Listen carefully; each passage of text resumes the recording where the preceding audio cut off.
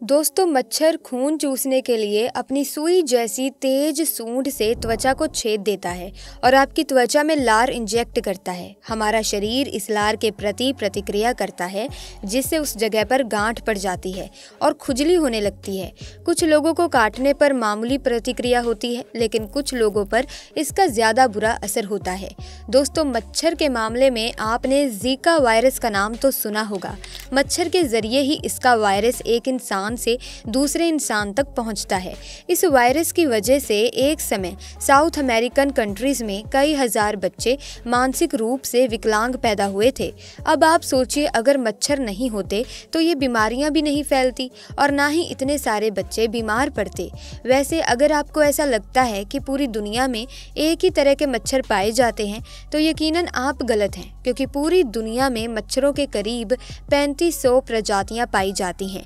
और आपके लिए ये जानना शॉकिंग होगा कि इनमें से ज़्यादातर मच्छर की नस्ल इंसानों को बिल्कुल भी परेशान नहीं करती, क्योंकि मच्छरों की कुछ प्रजातियां अपने भोजन के लिए सिर्फ पौधों और फलों के रस पर निर्भर करती हैं।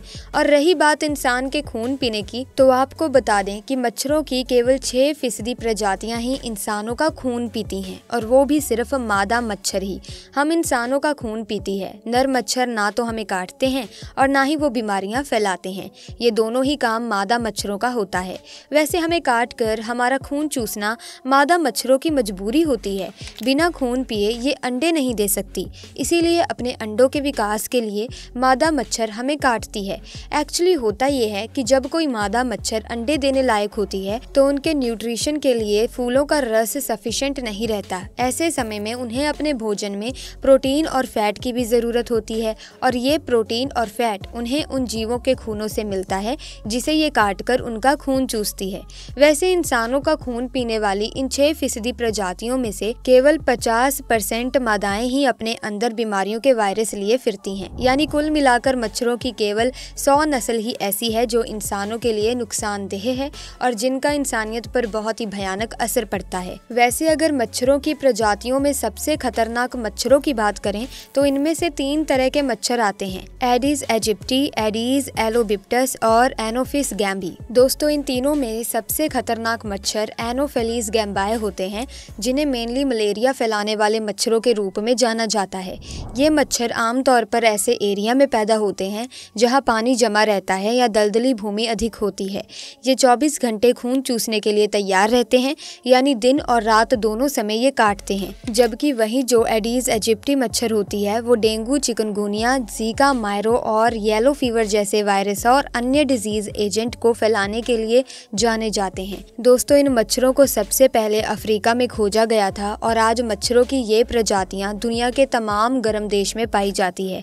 ठीक इसी तरह मच्छरों की दूसरी सबसे खतरनाक प्रजाति एंडीज एल्बोपिक्टस भी दुनिया के गर्म देश में पाई जाती है। वैसे इसे जंगल के मच्छर के नाम से भी जाना जाता है।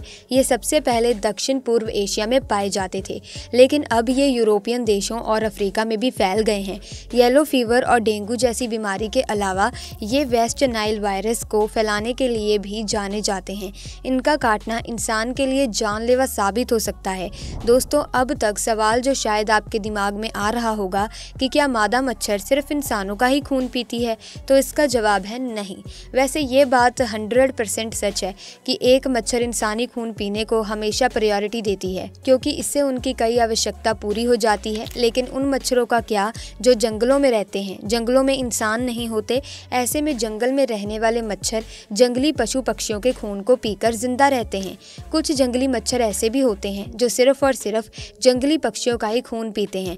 पक्षियों में जो जीका वायरस और बर्ड फ्लू जैसे वायरस पनपते हैं, उसे इंसानों तक पहुंचाने का सबसे बड़ा कारण मच्छर ही हैं। इसके अलावा मच्छर गिरगिट, कुत्ते, बिल्लियां, सांप, खरगोश, मेंढक, गिलहरी जैसे छोटे छोटे जीवों को भी काटते रहते हैं। यही नहीं, मच्छर कुछ बड़े जीवों जैसे कि गाय, घोड़ा, कंगारू और बाकी प्रीमेट्स को भी अपना शिकार बनाते हैं। दोस्तों, शायद आपने कभी नोटिस किया हो, जब हम शाम के समय किसी पार्क वगैरह या कहीं खुली जगह में बैठे होते हैं, तो हमारे सर के ऊपर मच्छर मंडराने लगते हैं। हालांकि सर पर मच्छर मंडराने के पीछे का फैक्ट यहाँ पर बहुत कम लोगों को पता होगा। दरअसल जब हम इंसान सांस लेते हैं तो हम कार्बन डाइऑक्साइड गैस रिलीज करते हैं, और मच्छरों को कार्बन डाइऑक्साइड गैस की गंध बहुत ज़्यादा पसंद होती है। यही वजह है कि खुली जगह में मच्छरों को 10 मीटर दूर से ही इंसानों के आसपास होने का पता चल जाता है और ये कार्बन डाइऑक्साइड गैस से अट्रैक्ट होकर हमारे सर के ऊपर मंडराने लगते हैं। इसके अलावा सर के ऊपर मच्छर मंडराने की दूसरी वजह हमारा पसीना भी होता है। पसीने में पाए जाने वाले ऑक्टेनॉल नाम के केमिकल से अट्रैक्ट होकर भी मच्छर सर के ऊपर मंडराने लगते हैं। और ये बात तो आप सभी जानते ही होंगे कि शरीर के कंपैरिजन में पसीना सर पर ज्यादा देर तक रहता है। यही कारण है कि मच्छर सर के ऊपर ही ज्यादा घूमते हैं। वैसे जापान के रिसर्चर्स बहुत पहले से ही ये साबित कर चुके हैं कि ए ब्लड ग्रुप के कंपेयर में ओ ब्लड ग्रुप के लोगों को मच्छर ज्यादा काटते हैं। ओ ग्रुप का ब्लड मच्छरों को अपनी तरफ अट्रैक्ट करने का काम करता है। रिसर्च की माने तो ए ब्लड ग्रुप वालों को मच्छर कम काटते हैं। वैसे जिन लोगों का ब्लड ग्रुप बी होता है उन्हें मच्छर सामान्य तौर पर काटते हैं, यानी कि ना तो ज्यादा और ना ही बहुत कम। दोस्तों, आपका कौन सा ब्लड ग्रुप है नीचे कमेंट सेक्शन में हमें जरूर बताइएगा। दोस्तों, मच्छर के काटने से याद आया कि क्या आपने कभी ध्यान दिया है कि मच्छर आपको काटते कैसे हैं? क्योंकि अगर आपको ये एक बेहद ही सिंपल सा प्रोसेस लगता है तो शायद आप गलत हैं। एक मच्छर जब हमारा खून चूसता है तो उसके लिए वो एक नहीं बल्कि 6 नीडल्स का इस्तेमाल करता है। जी हाँ दोस्तों, आपने बिल्कुल सही सुना, मैंने 6 नीडल ही कहा है। एक्चुअली मच्छर का मुंह यानी कि उसका डंक वो सिर्फ एक छोटा सा स्पायर नहीं है, बल्कि ये 6 प्रकार की पतले नीडल से मिलकर बना है, जो कि एक आवरण से ढका होता है, जिस वजह से हमें ये दिखाई नहीं देती। मच्छर जब हमें काटते हैं तब ये आवरण, जिसे कि लैबियम कहा जाता है, वो ऊपर की ओर खिसक जाती है और इसके अंदर मौजूद 6 नीडल्स हमारी स्किन के अंदर एंटर करती हैं। ये 6 के 6 नीडल्स इतने ज्यादा नुकीले होते हैं कि जब ये हमारे शरीर के अंदर एंटर करते हैं तो हमें महसूस ही नहीं होता कि कोई हमारे शरीर में सुइयां चुभो रहा है। स्किन के अंदर जाने के बाद इन 6 नीडल्स में से 2 नीडल्स, जो कि बाकियों की तुलना में छोटी होती हैं, उनका इस्तेमाल मच्छर हमारी स्किन के आर पार देखने के लिए करते हैं। ये दोनों नीडल्स मच्छर के 2 छोटे दांत होते हैं जिन्हें मैक्सिलाई कहा जाता है। इस बीच अन्य 2 नीडल्स, जिसे कि मैंडिबल्स भी कहा जाता है, वो त्वचा के टिश्यूज को अलग करके पकड़े रहते हैं ताकि ये पूरा प्रोसेस सही से हो सके। अब एक अन्य नीडल, जिसे कि लैब्रम कहा जाता है, वो ब्लड वेसल्स को ढूंढने के लिए अपनी नोक पर मौजूद रिसेप्टर का उपयोग करते हैं। आप यहाँ इस मच्छर को स्किन के नीचे ब्लड वेसल्स को ढूंढते हुए देख सकते हैं।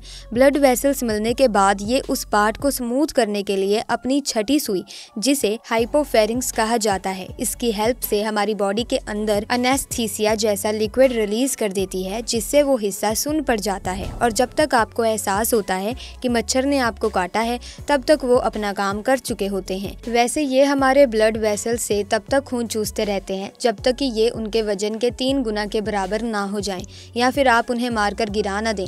एक मच्छर 1 मिनट में इंसान की बॉडी से 1.5 ml खून चूस सकता है। तो दोस्तों, आज की वीडियो में बस इतना ही। मैं उम्मीद करती हूँ कि ये वीडियो आपके लिए बहुत ही इंटरेस्टिंग रही होगी। अगर हाँ, तो इस वीडियो को लाइक और शेयर करना बिल्कुल मत भूलिएगा।